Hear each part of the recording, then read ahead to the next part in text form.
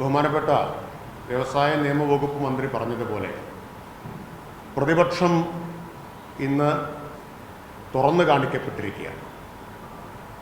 ഇതുവരെ കഴിഞ്ഞ കുറച്ച് ദിവസമായി പ്രതിപക്ഷം കെട്ടിപ്പൊക്കിക്കൊണ്ടുവന്ന നുണക്കോട്ടകളെല്ലാം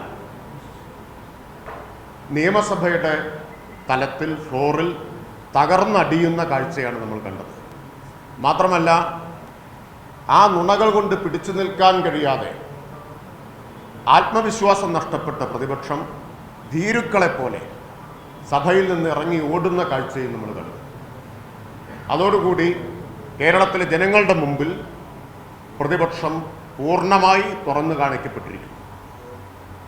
ഈ സർക്കാരിൻ്റെ ആത്മവിശ്വാസമാണ് മുഖ്യമന്ത്രി പ്രകടിപ്പിച്ചത്. ഇവിടെ ശ്രീ പി രാജീവ് പറഞ്ഞല്ലോ, അവരൊട്ടും പ്രതീക്ഷിച്ചതല്ല.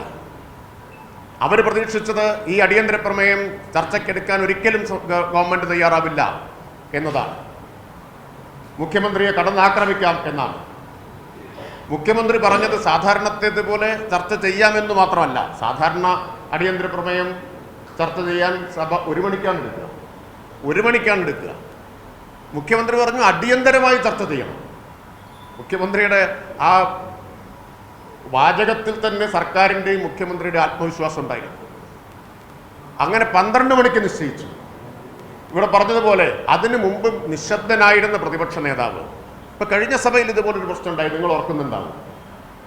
അദ്ദേഹം സഭ വിട്ടുപോയ സമയത്ത് ഞാൻ നടത്തിയ ചില പരാമർശങ്ങൾക്കെതിരെ തിരിച്ചു വന്ന ഉടനെ പ്രതിപക്ഷ നേതാവ് അവസരം ചോദിച്ചു. ഇന്ന് തിരിച്ചു വന്നിട്ട് പ്രതിപക്ഷ നേതാവ് സ്വസ്ഥമായ സീറ്റിലിരിക്കുകയായിരുന്നു. ഒരു പ്രതികരണം അദ്ദേഹത്തിൻ്റെ ഭാഗത്തുണ്ടാകുന്നില്ല. അതിനിടയിൽ ഞാൻ അദ്ദേഹത്തിന് മറ്റൊരു കാര്യം സംബന്ധിച്ചൊരു കുറിപ്പ് കൊടുക്കുന്നുണ്ട്, അത് അദ്ദേഹം വായിക്കുന്നുണ്ട്. അപ്പോൾ ആ സമയത്തൊക്കെ അദ്ദേഹം ശാന്തനായിട്ടും സ്വസ്ഥനായിട്ടും ഇരിക്കുകയാണ്. മുഖ്യമന്ത്രി ഇത് ചർച്ചയ്ക്കെടുക്കാമെന്ന് പറഞ്ഞതോടുകൂടി പ്രതിപക്ഷത്തിൻ്റെ ആത്മവിശ്വാസം മുഴുവൻ ചോർന്ന് പരിഭ്രാന്തിയിലായി. അപ്പോഴാണ് ഈ ഉപായവുമായി, എങ്ങനെയും ചർച്ചയിൽ നിന്ന് രക്ഷപ്പെടണം എന്ന ഉപായവുമായി പ്രതിപക്ഷ നേതാവ് എഴുന്നേറ്റത്. ഇനി പ്രതിപക്ഷ നേതാവിന് കൂടുതൽ എന്തെങ്കിലും കാര്യങ്ങൾ പറയാനുണ്ടോ? പ്രതിപക്ഷാംഗങ്ങൾക്ക് അവസരമുണ്ടല്ലോ ചർച്ചയിൽ, പ്രതിപക്ഷ നേതാവിന് അവസരമുണ്ടല്ലോ, അവിടെ പറയാമായിരുന്നല്ലോ. അപ്പോൾ ബോധപൂർവം പ്രകോപനം സൃഷ്ടിക്കാനാണ് ശ്രമിച്ചത്. അതിനാണ് മുഖ്യമന്ത്രിയെ വ്യക്തിപരമായിട്ട് അധിക്ഷേപിച്ചത്. സ്പീക്കറെ വീണ്ടും അധിക്ഷേപിച്ചു. ആദ്യത്തെ അധിക്ഷേപം അപ്പോഴത്തെ സാഹചര്യത്തിലാണെന്ന് വെക്കാം. രണ്ടാമത് വന്നിട്ട് വീണ്ടും അധിക്ഷേപിച്ചത് എന്തിനാണ്? എങ്ങനെയും പ്രകോപനം സൃഷ്ടിക്കാൻ വേണ്ടിയിട്ടാണ്. നിങ്ങൾ എന്ന് കൈ ചൂണ്ടി സ്പീക്കറെ വിളിക്കുന്നത് ഇന്ന് വരെ കേരള നിയമസഭാ ചരിത്രത്തിൽ നമ്മൾ കേട്ടിട്ടുണ്ടോ? നിയമസഭയിൽ പലതും ഉണ്ടായിട്ടുണ്ട്. നിങ്ങൾ എന്ന് ഏതെങ്കിലും ഒരു അംഗം കൈ ചൂണ്ടിയിട്ടാണ് പറഞ്ഞത് സ്പീക്കറോട് എപ്പോഴെങ്കിലും ഉണ്ടായിട്ട്? രണ്ടാമത്തെ തവണ. ആദ്യത്തെ തവണയല്ല ഞാൻ പറഞ്ഞത്, രണ്ടാമത്തെ തവണ. അങ്ങ് എന്നതല്ലേ പാർലമെന്ററി മര്യാദ, അഭിസംബോധനയുടേത്. അപ്പോൾ അതോടുകൂടി പ്രതിപക്ഷ നേതാവിന് പക്വതയില്ല എന്നാണ് ഞാൻ നടത്തിയ വിമർശനം. അത് ശരിയാണെന്നല്ലേ തെളിയിച്ചത്. പക്വതയുള്ള ഒരു പ്രതിപക്ഷ നേതാവ് സ്പീക്കറെ നിങ്ങൾ എന്ന് വിളിക്കും, അതും വിരൽ ചൂണ്ടിയിട്ട്. അപ്പോൾ എന്തിനു വേണ്ടിയിട്ടാണ് അത് വിളിച്ചത്? അത് വിളിച്ചത് എങ്ങനെയും സഭ നടത്തിക്കൊണ്ടുപോകാൻ പറ്റാത്ത അന്തരീക്ഷം ഉണ്ടാവണം, അതാണ് ഉദ്ദേശമെന്ന് മനസ്സിലാക്കിയപ്പോൾ പാർലമെന്ററി കാര്യമന്ത്രി എന്ന നിലയിൽ ഞാൻ ഇടപെട്ടുകൊണ്ട് തന്നെ പറഞ്ഞു, സഭ തടസ്സപ്പെടുത്തി ചർച്ചയിൽ നിന്ന് രക്ഷപ്പെടാനുള്ള നീക്കമാണ് പ്രതിപക്ഷം നടത്തുന്നത്. അതുകൊണ്ട് അതിനെ അനുവദിക്കരുത് എന്ന് ഇടയ്ക്കൊരു ഘട്ടത്തിൽ ഞാൻ പറയുന്നുണ്ട്. ഇടതുപക്ഷത്തിൻ്റെ അംഗങ്ങളോടെല്ലാം പറഞ്ഞു, ആ പ്രകോപനത്തിൽ വീഴരുത്. ചർച്ച നടത്താതിരിക്കാൻ, രക്ഷപ്പെടാനാണ് പ്രതിപക്ഷം ശ്രമിക്കുന്നത്.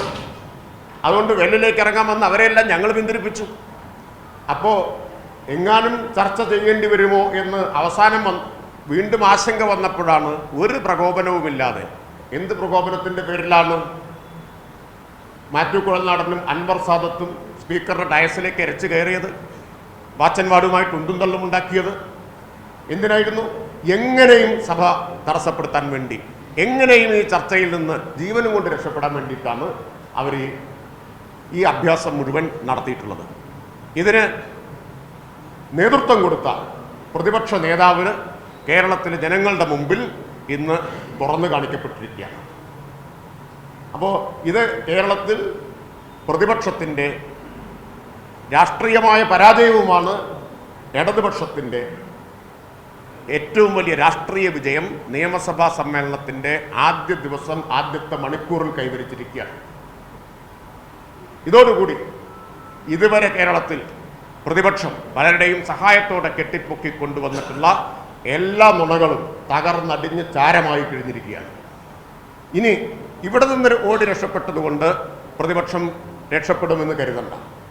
നിയമസഭയെ അഭിമുഖീകരിക്കാൻ ധൈര്യമില്ലാതെ ഓടി രക്ഷപ്പെട്ടാൽ ഞങ്ങൾ ജനങ്ങളിലേക്ക് ഇറങ്ങുക, ജനങ്ങളുടെ മുമ്പിൽ പ്രതിപക്ഷത്തിന് സമാധാനം പറയേണ്ടി വരും, ജനങ്ങളുടെ മുമ്പിലും അവർക്ക് ഓടി രക്ഷപ്പെടേണ്ടി വരും. അത്രേ എനിക്ക് പറയാനുള്ളൂ.